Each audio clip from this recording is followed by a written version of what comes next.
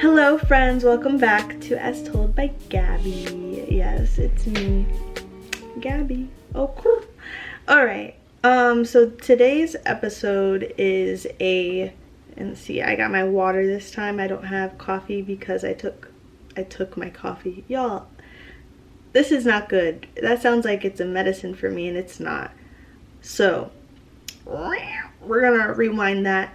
I had my coffee earlier today. I had some coffee. I'm not even gonna say my coffee because that also sounds very possessive, and like my relationship with coffee shouldn't be like that. So we're gonna get that under control.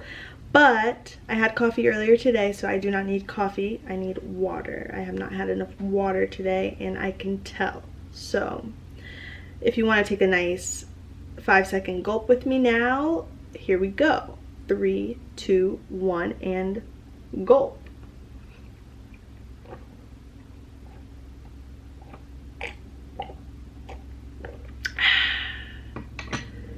That was nice.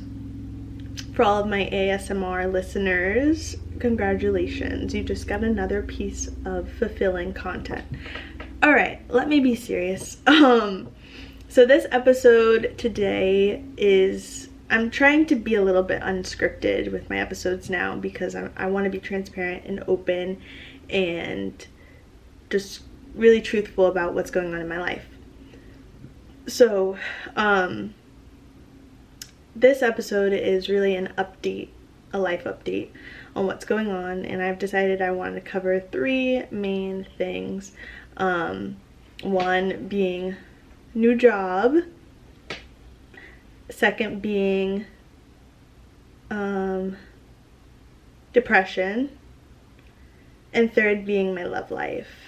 And we might switch the last 2. I'm not sure which order I want to go in it with regards to that. Or maybe I should start with my love life. I don't know. No, I think because I want to tell us, like, I want to tell the timeline of how everything has been going and what's been happening, and it's hard to tell. So I guess it's all going to be a conglomerate of a story. So buckle in. But I guess we'll start with we'll start with January. January was a good month. January was really fun. And I have to practice looking at the lens because I can tell I'm looking up here, but I should be looking there. So we're gonna do better. So January was a good month. And I'm also trying to like work on my lighting because I don't want it to look washed out. I want y'all to see me for my color. Maybe this is good. I think this distance is great. It makes me look, you know, professional, and you can't see my bags as much, but they're there, I promise you.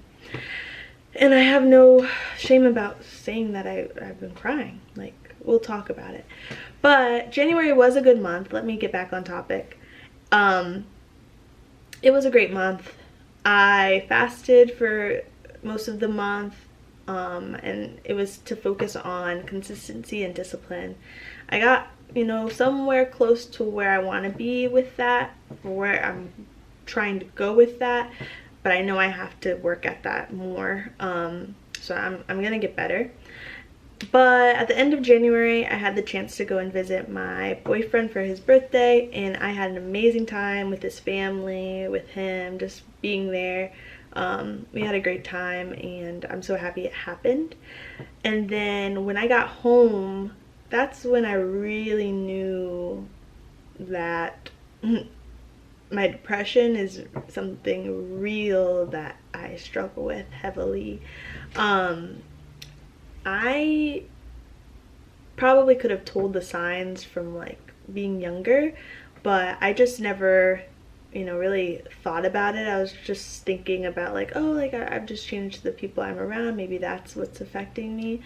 And you know, I don't talk about it often. I was sharing with my boyfriend the other day that I don't share a lot of my troubles and my issues that often because I've been conditioned to listen to others' feelings and problems and then give what type of solution I can, or just be a listening ear. And because then I think that other people's problems are larger than mine, then I suppress my own and I don't share, and I don't go into depth with other people about those things. I just keep it to myself. And so I'm trying to become better at sharing, but I really have been trained to listen and record and take it to wherever it needs to go, or just leave it with me. My most recent job was on the phone every day with patients, listening to what type of symptoms and things they were going through. And these were cancer patients. So even more so, just being a listening ear and trying to take their information and get it straight to the medical team, that was my job. So 9 to 5, Monday through Friday, I was just on the phone with patients, and I was doing that for 2.5 years, and I didn't realize how much of a toll it was taking on me. I think I thought that it was affecting me definitely in 2020 when we were all sent home, because I was like, okay, how do you balance work and life?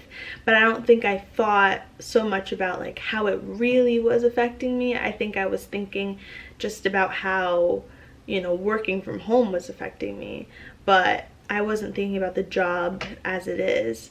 So that's when it, you know, I've been conditioned to keep things in. And so I struggle when it's my turn to share. When people ask me to share, it's difficult. So when I got back from California, I could tell I was definitely off. And that normally happens after I see my boyfriend sometimes. Like, we just go from like seeing each other day after day after day for like 3-4 days in a row to not seeing each other for like a month or two. And for me, it's hard. It's really hard. Long distance is not fun, but it can be, and you have to work really hard at it, and you have to put in effort, and it has to be a mutual decision that you're both going to put in that effort to make it fun. So I've just been, you know, trying to learn that. But when I got back, I was struggling with that because I was like, I was missing him, and I was lonely. I'm here alone, and I live alone, and it's just hard to make that transition from like even just staying with people, like being around a group of people, and then not being around those people. I think I even experienced that with the whole church scandal that was going on last year. You know, my close friends that I developed from that church, I went from seeing them once, maybe twice every week, to like not seeing them for like a month or two. So I've been isolated, I've been distanced, and even when friends do ask to hang out, sometimes I really just don't want to, and I say no. And then I deal with the consequences of saying no, and I deal with it, you know, I struggle with it. So my last 2 weeks working for my previous job were right after I came back from California, and it was hard. Those last 2 weeks like were crazy slow, which was nice, and usually it's really busy, but I mean, of course it had its little pockets of busyness, but at the same time I was just kind of surprised by how slow it was. And my partner and I, we both were like, this is unfamiliar, this is different. And so you know, I was dealing with work, then I was also dealing with school, and a really big lack of motivation to like get my homework done. For my first assignment, I was late like 2 weeks. I literally just submitted it, and I got an 85. Thank you, professor. But, you know, and at the same time, like, what was stopping me? Like, I had so much stress over doing that assignment for some odd reason. Like, I really could not put myself to do it. Like, every time I would try and do like a couple of like things with it, I would look at the overall assignment and I would get overwhelmed like immediately. I would stop and I would just go and do something else and procrastinate, and it became like a cycle after a couple of days, and I would just look at the assignment and get like flustered and maybe cry, maybe get emotional about it. So that was hard to like overcome too. And then I knew that my period was coming. I could tell it was coming, but I just didn't know when. Like, my dates were off in my calendar, so I just didn't know when it was coming, but I was feeling all of the symptoms, all of the ickiness and crankiness that was gonna bring on. So I was just really down. Like, I was having a really hard time. I was really sad. I didn't want to get on the phone with people after work. It was just hard. I was just having a really hard time. And then I had a chance to see a few friends, like, in my last week. And that was really, really nice. We went out to eat with a certain group of my friends, my coworkers. That was really beautiful and special. And then I also got together a couple times with my friends from church, and that was really nice, just to get back together as girlfriends. Like, that was really cool, and I look forward to doing more of that as the year goes on.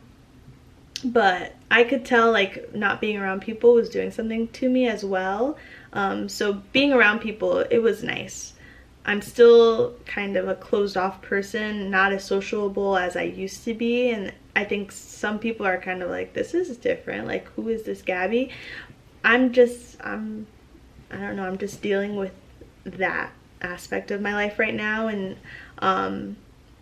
yeah, I don't always say yes, so I think I'm coming to terms with that and trying to adjust correctly, so I can protect my space and my heart and my time and my sense of mind and my peace of mind, while also, you know, being nice to other people. So it's been rough. Then transitioning into my new job. Yeah, I started a new job, okay? It's at the same organization, and I'm not upset about it because it's working in a completely different field, completely different department. I'm working in human resources now, and it's honestly like night and day. Last week was so beautifully smooth and quiet and still, and I was just kind of shook. Like, I was not expecting it. It was very unfamiliar feeling for me. And I think it was all just so intentional because God has been, I think he's been whispering in my ear, like, you need to be still. You need some time to be still. And that was exactly what I experienced. Valentine's Day, I started my job, so last Monday, and I got my period on Valentine's Day, which was like, ugh. It was a mess. You know, I was just unmotivated to be as, like, lovey-dovey as I could have been, you know, that day. A lot of things were just kind of icky, like a lot of, like, small silly things, but because I was on my period, I was just more cranky about them and, like, more frustrated and upset.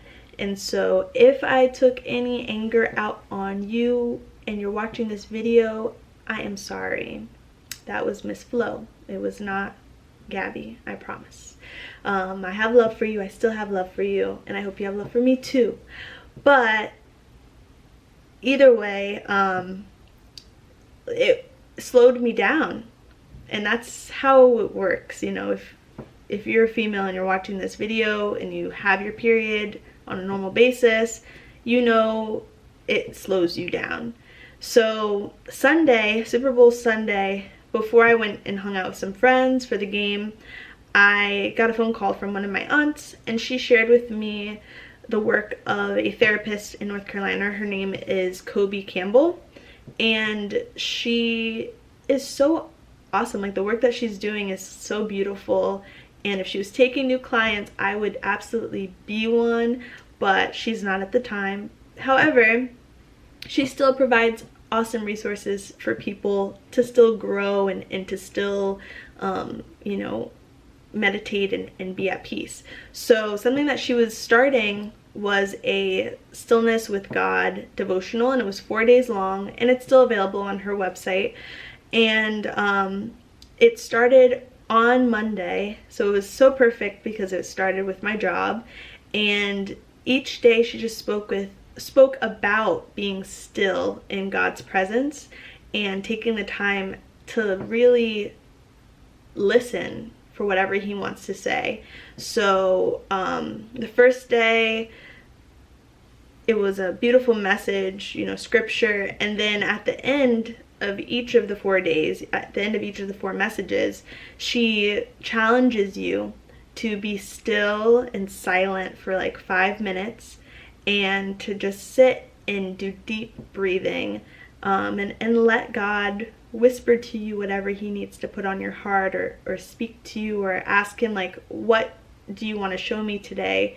And it was really beautiful. It was really nice and something that I needed. And in the stillness of the day that I was having, like each day of the week with my work week, it was just so impactful. And it was like, this was so intentional, God. Like, you didn't have to do this, but you wanted me to really understand the importance of being still. So even though the devotional is over, I've decided to continue doing the 5 minutes every day, and I try to do it after I read my devotional, and it just gives me peace. It gives me some silent time with God to like just listen, because I feel like God is always listening to us. He's always listening to our requests and whatever we need and whatever we want, and we're not listening back. So if we want a relationship that is equal, even though he is so much greater than we are, why not take the time to actually listen, you know? So I feel like this is going to be really good for me. Like, last week was just so unfamiliar. There were so many days where I was like, is there anything I need to do right now? And then when I realized there was nothing that was required of me, or nothing that I needed to do, I was just like, well, okay, like, this is something I could get used to. I know that every week is not going to be like that. Even today was, you know, a little bit busier, but the ability to have slow pockets of the day that are consistent and still and quiet, and I can be at peace and do what I need to do and get it done without a distraction of like a phone call coming in or something like that, or even being able to just play my music while I work. It makes such a difference. It's really night and day. So I'm so grateful. God has been so good. So good. Beyond all of my struggle, beyond all of the depression and anxiety and all of that stuff, he is greater than it all. And I really try not to possess any issues that I feel like are on me, you know, depression, anxiety, stress. I try not to say my depression, my anxiety, my stress, because he did not give that to me, so I'm not gonna claim it. Like, I just feel like you have so much power in your mouth, in the words that you use. Truly, the power of life and death is in the tongue. So the words that you speak, the words that you give life to, they manifest into your life. And that's really all I have to say. But I'm just saying, like, you have so much power in your mouth to proclaim like the way that your day is gonna go, or the way that your life is gonna go, or a circumstance or a situation. Just be careful what you say. Be careful what you let out of your mouth. I remember I was watching a sermon with Steve Furtick and Pastor T.D. Jakes, and it was called Don't Drop the Mic, and it's really good. It's on YouTube. It's also, I think it's also a podcast episode on the Elevation Church podcast platform. And he said, what did he say? He said something about how your mouth is an incubation place for, the thoughts that you have, let them incubate in your mind before you birth them through the canal of your mouth. Like, what? That's so powerful. Like, it's so good. It's just like, truly, think about that thought a couple more times before you actually let it out of your mouth. Like, don't birth that into the world. Don't birth that into the atmosphere if you don't want the consequence of what it is. Don't give it possession. Don't claim it. Just be careful. Be so careful about the words that you use. It's life-changing. Life-changing. Okay, let me get off of my soapbox. So we've covered, depression, and I'm honestly looking for a therapist. So if anyone knows a great therapist, I'm interested in a woman of color, but I'd be open to speaking with someone else. And I want to just preface that because women of color, we have very unique experiences, and I would love to talk about those unique experiences with someone else who understands them, may not have experienced them, but knows they could experience them at any point in their lives. And I want it to be a woman because we have experiences that are unique to us apart from men. And what else about me? I have Aetna, so I'm looking for someone in network because it's just a lot to pay every week. Not saying that they do not deserve adequate pay. I'm just saying that I can't afford, great resources like therapy out of pocket every week, which is really, it's sad and it's hard, but I'm gonna look for a good therapist, and if anyone wants to help me in that search, that would be great. But I do get that they need to be paid adequately, and if my insurance can at least cover that and pay them, then I should use it for that. So we went over depression and mental health, and we're getting better, we're getting grounded, we're getting centered. We're finding peace again, even though it feels unfamiliar. We're gonna be okay. And we went a little bit over my relationship right now.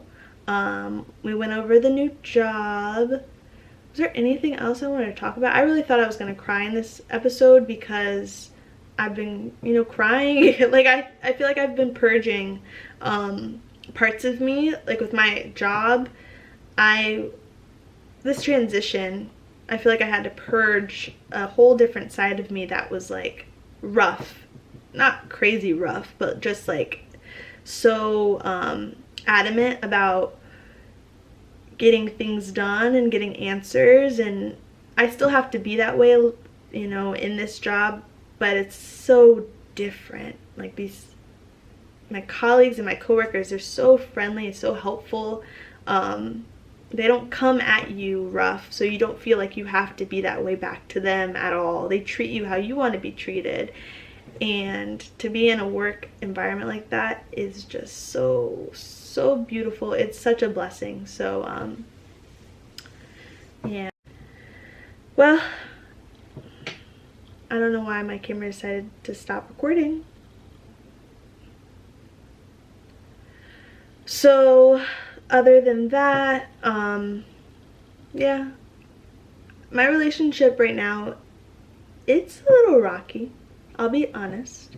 And the reason why is because long distance is really difficult. Like, we're both experiencing major life changes that can change like the trajectory of our relationship. And I just know that I want to do the work, and I believe he wants to too, to get it where it needs to be. It's just, you have to communicate. As in any other relationship, communication is key, but in a long distance relationship, communication is major key. Sorry, of course I had to make that silly, sorry, but I'm being completely honest. Like, you have to really know how to communicate well, and know how the other person communicates, and know what type of communication they receive well, and vice versa. It's not easy. It really is not. I struggle with it because of my past. Like, I've been in relationships where You know, the person I was dating only knew probably a quarter of me, even if we were dating for a bit. And I think it's because I always wanted to fix their problems and not really focus and own in on mine. So this man has been challenging me to do more of that, to, you know, share more about what I'm going through, and to ask deeper questions. And I appreciate it. It's definitely helping me grow as an individual. I just want it to help us grow as a couple as well.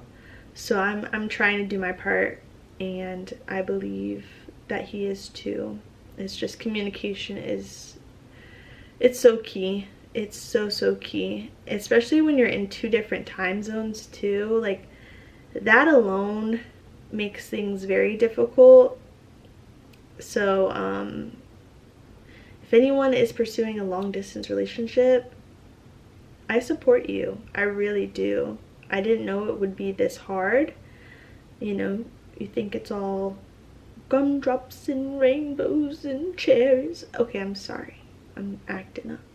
But you think sometimes, you know, how other people portray it, you think it's easy because you're like, oh, this is fun. Like, we can travel so much and we can see each other and write letters and all this stuff. And sometimes it's just not like that. Like, a lot of things cost money and planning and time, and you just have to really talk it out with your significant other, and really be on the same page about like what's next and when you're gonna see each other and how often. And you just have to come to true understanding about like where you both are at and what's going on in each other's lives. You have to be open. You have to be so open and transparent and humble. You can't have a big crazy ego about like what's going on in your life. You do have to care about the other person. You have to, okay? So that's really my 2 cents on long distance relationships. They are hard, but they're worth it if you're with someone who loves you and who makes you want to love yourself more, and who understands you, who tries to get to know you more, who makes you laugh and smile, and yeah, all sappy and all of that, you know. You just do it with the right person. Long distance is not for everyone, and just as it's not for everyone to pursue, it's not for every relationship. Some people are not going to put in the work to make it work, and you have to see that, you know, as a flag. You can't get months and years in and then be like, okay, like I'm seeing now like this is not working because like they've been cheating on you or something like that. Like, you have to know from the get-go like what's going on, where you guys are at, and stay as committed as you can to each other.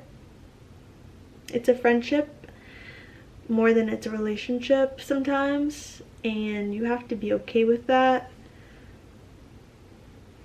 And you have to see the excitement in building the relationship. You have to see the excitement and the joy and the spark in getting where you want it to go. But you do have to put in the work here first. Like, you can see the future, you can see each other like living together, starting a family, being happy and going on vacations together. You can see that. But you also have to see where you are right now. And sometimes that's the hardest part, because we don't want to focus on where we are. We just want to see the future, and we just want to get there. How are you going to get there if you don't do what needs to be done here? And I'm learning that every day in different realms of my life, whether it's school, work, relationships, my body, my eating habits. I'm trying to get better. I am. And I don't want to I don't want to give myself false hope. If I'm not doing the actions, but I'm just saying like, okay, yeah, I'm gonna do this, I'm gonna do that. Will you actually? Or is it just a word? Like, is it just words? So, like I said earlier, be careful the words you speak. Because if you want it, if you want whatever you're going after, you have to be ready to do the work too. And I'm just preaching to myself because I have to do that with my business. I have to do that with my relationship, all relationships that I encompass in my life, work and school. You gotta do the work. So yeah, that's where life is at right now. Ups and downs. You know, I should be really happy about this new job, and I am, but I think God is doing such a work in me to realize all the other things that are going on in my life that I tend to suppress because of work. And so now that I'm in a job where I don't have to be focused on work 24/7, all hours of the day, thinking about like what the next day is gonna bring, I can focus on those other areas of life that I've been pushing to the side. So it's not easy.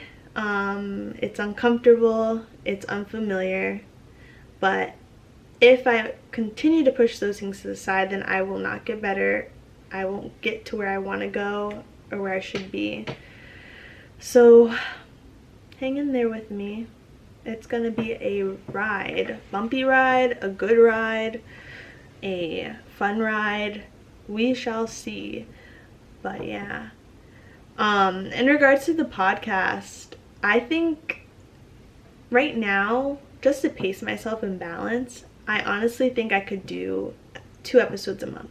Maybe 1 episode at the beginning of the month, 1 at the very end. So that I can give you guys a little snippet of like what happened throughout the month as well.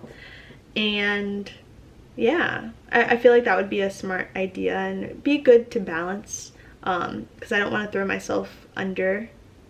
And like I said, the words you speak are important, so I can't be promising an episode every week, and not deliver. I just can't. I'm not doing that anymore.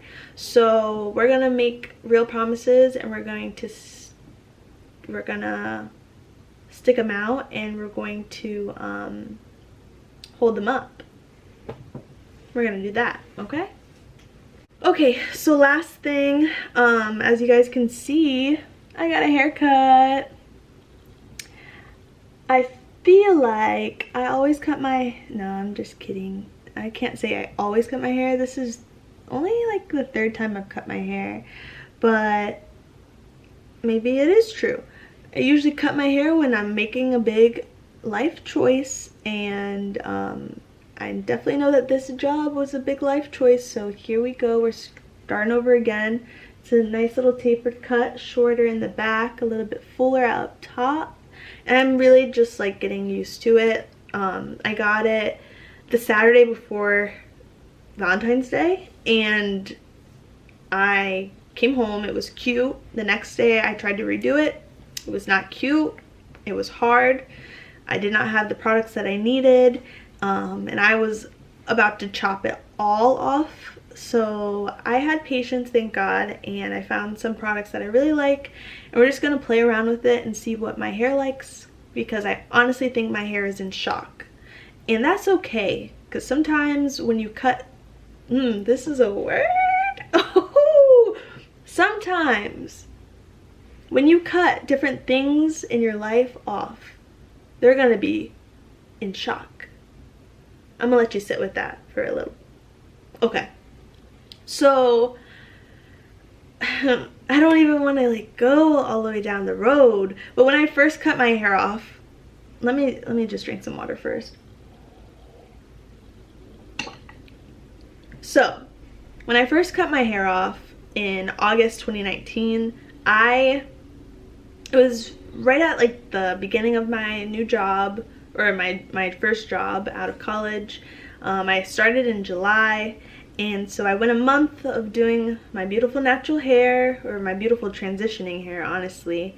It was damaged. Like, I got highlights right before starting that school year, and they were supposed to be like a brown red. They were red. It was not pretty at first, and then as the hair continued to process it, it got really cute. But at the beginning I was just like, yeah, I think I messed up my hair, and my curls were not getting back to where they needed to go, and so I had a lot of like probably color damage and heat damage. So that summer, I'm trying to think what I did with my hair. It was usually like slick backs, maybe buns, sometimes wearing it out, but with the heat it's just so hot, so you can't do much like without sweating out your hair with the humidity. So it was a struggle that summer, and I had just graduated college, and I had just broken up with my ex-boyfriend for like the first time, because probably not the first time, honestly. I broke up with that boy so many times. It was such a bad cycle, y'all. We'll get into that story someday, but that relationship was such a horrible cycle of like being together, being toxic, and then breaking up and doing it again and doing it again and doing it again. And so when I started my job, I was like, okay, we're trying to wipe the slate. We are new here. This is different. This is the real world. So how do we want the real world to see us? So I decided we're gonna cut our hair off, and I decided to do it on a random night. We came home from the beach. I was out with my friends, and I was like, this is the night I'm gonna cut my hair off. And they were like, what? I was like, yeah, I'm gonna cut my hair off. I'm gonna cut it all off. I'll probably put the video in here somewhere so you guys can just see how crazy this was. But I sectioned my hair in like 4, and I just chopped. And when it all came out, I like screamed, I laughed. I don't know if I cried, but I was like, this is horrible. And I let 2 of them like try and shape it up. Thank you, Juliana. Thank you, Kayla. And then the next day I went and got like it was a really ugly tapered cut. And the woman who cut it, I think she just didn't understand that I wanted it all off. So she made me think like, okay, maybe I shouldn't get it all off right now.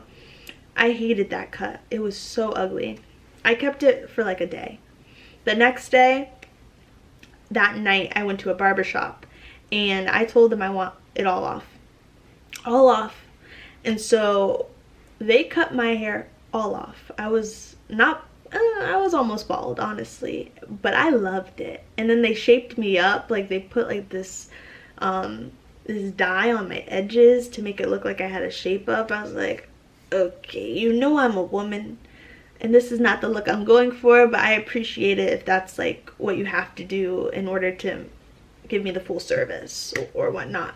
So you know, that was an experience, because I still had a little nose ring. I was just this girl who was like, you know, I cut my hair, my life is different, I'm changing. And so I let it grow until December, and then I cut it again into a shorter tapered cut, and that was really fun. Like, that was so much fun to style, so easy.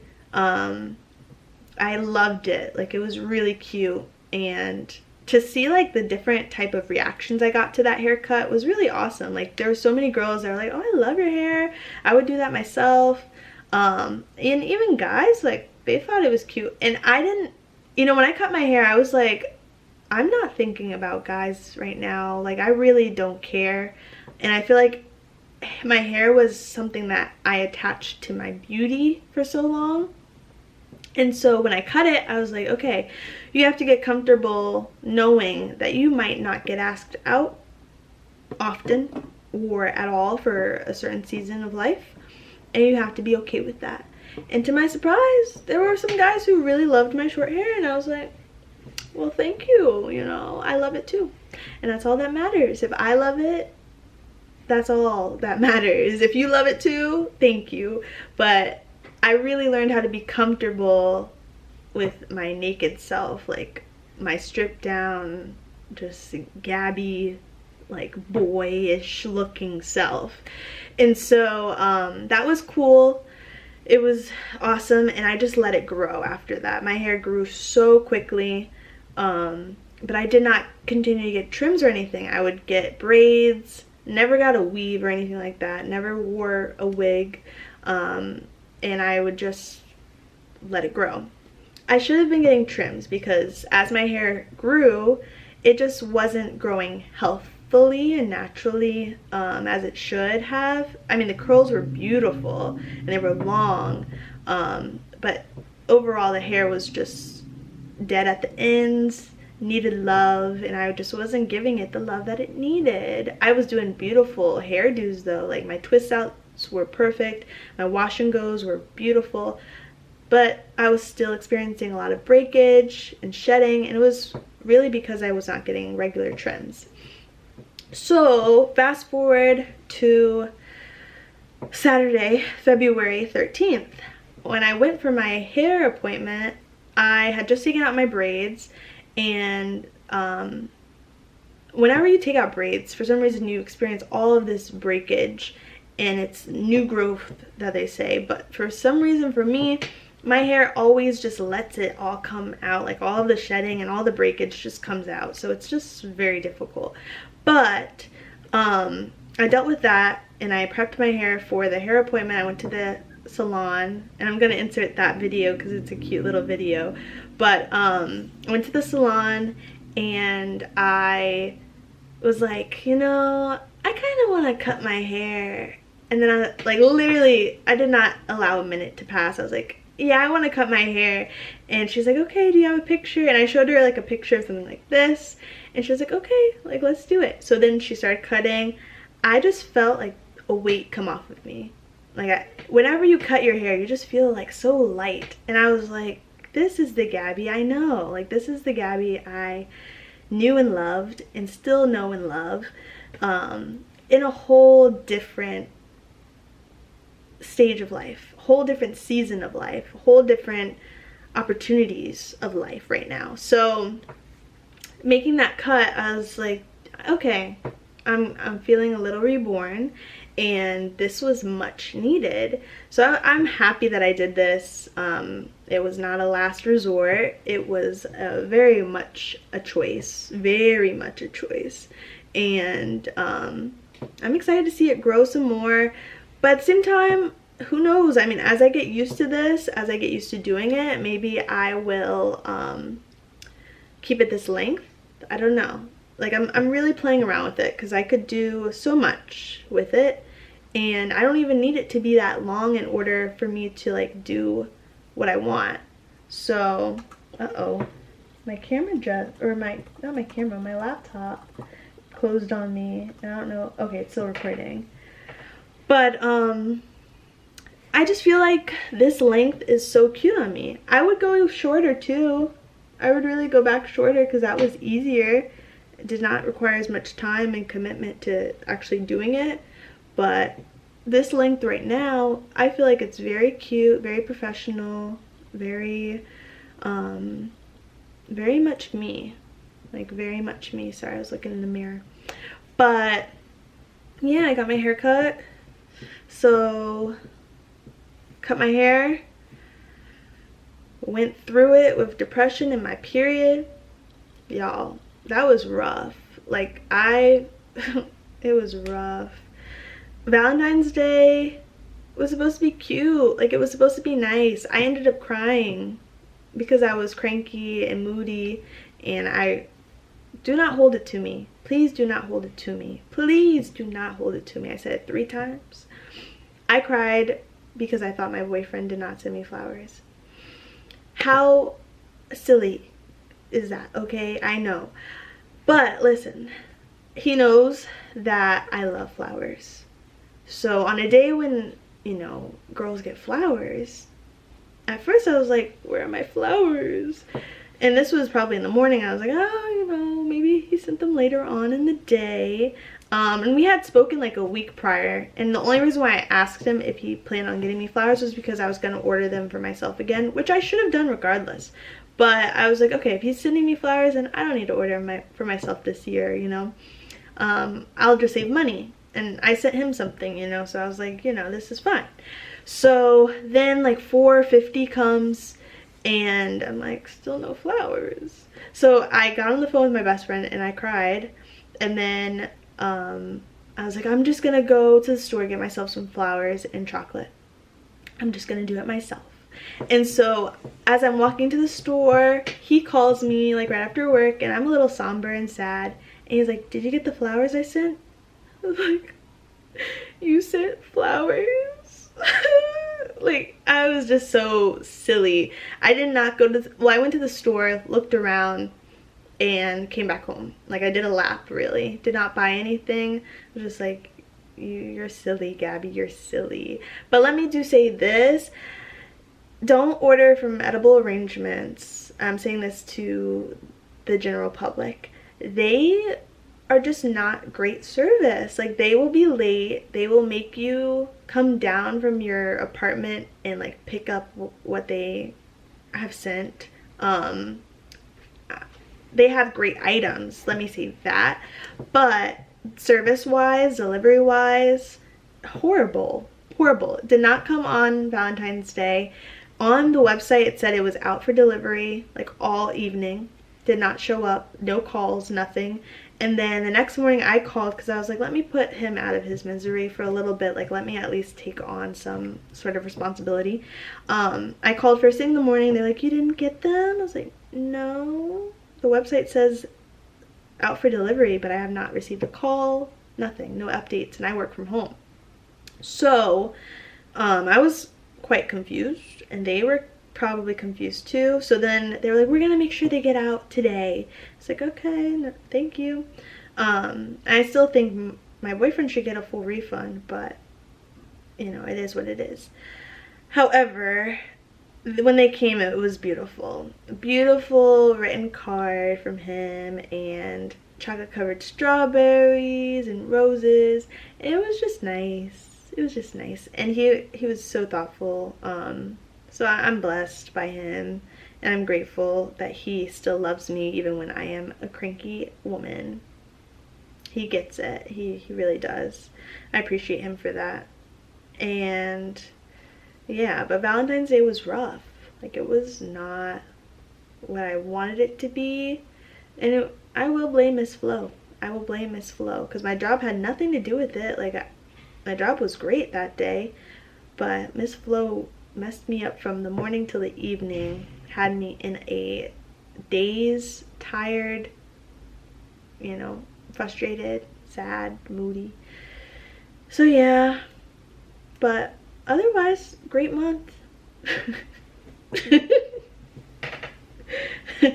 It's been a great month, y'all. I saw my favorite, like my childhood favorite artist's work, Faith Ringgold. It's Black History Month, so you better look her up. I'm not kidding with y'all. I'll put some of the pictures here, but oh my goodness. When I was in elementary school, I would go to the library, and if she had a book in the library, I would read it, I would look at it, I would, you know, just immerse myself in the art that she created. She created so many beautiful art quilts, like story quilts, where she has beautiful painting on the middle of the quilt, and then around the quilt she has a story about what's painted. It's just so beautiful. If you have not seen her work, I highly recommend. And if you're in New York, her work is being showcased at the new museum on Bowery Street, and it's there until June 5th, if I'm not mistaken. It just opened.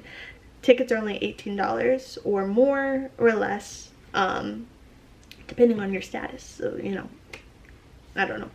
But I really do recommend it. I went with my cousins, and it was perfect. I was going to take myself as a date, but I was like, you know, I know my cousins would want to go. One of my cousins is an artist, and she's the one who painted As Told by Gabby, my little portrait. And the other one, she's the cosmetic queen, Kyla Cosmetics. Go to kylacosmetics.com to shop her beautiful products. I showed you guys in the video some of her palettes that I love.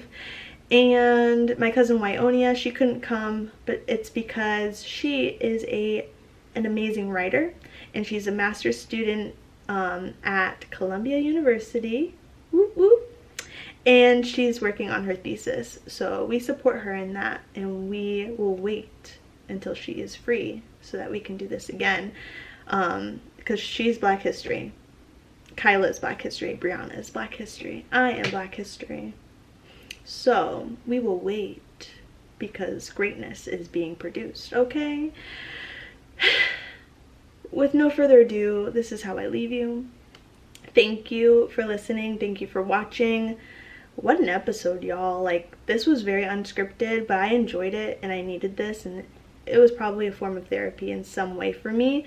So thank you, and I will see you at the top of the next month. Bye. Success didn't come till I cut it all off. Little girl with the pressing curl. Age 8, I got a Jerry curl. 13 and I got a relaxer. I was a source of so much laughter. At 15 when it all broke off. 18 and I went on natural. February 2002, I went on and did what I had to do.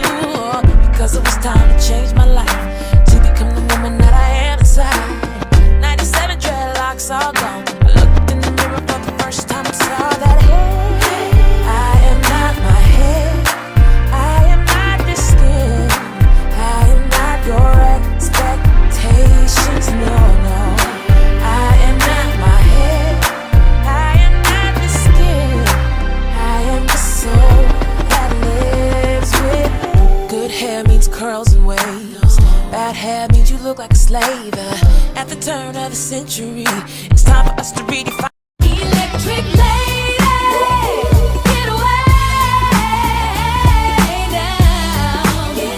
'Cause tonight we gon' do what we want to. Lady, get away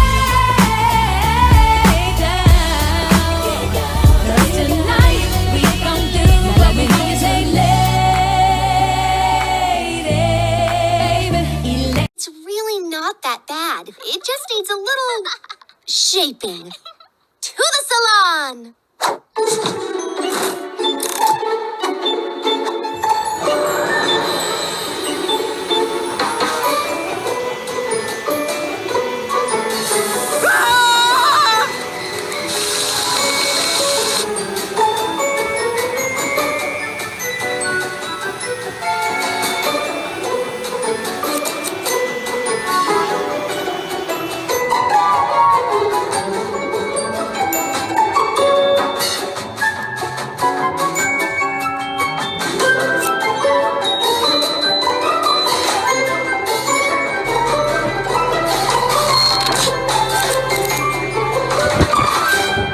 I love.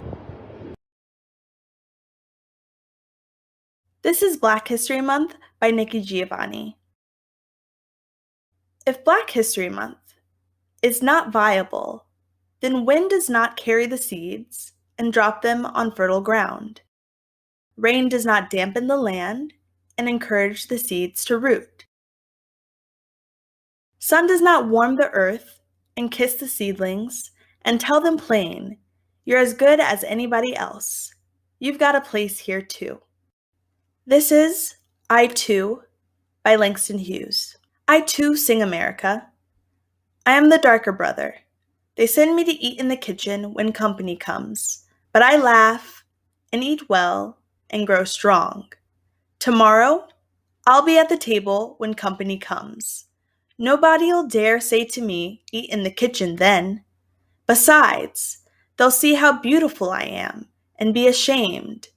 I too am America.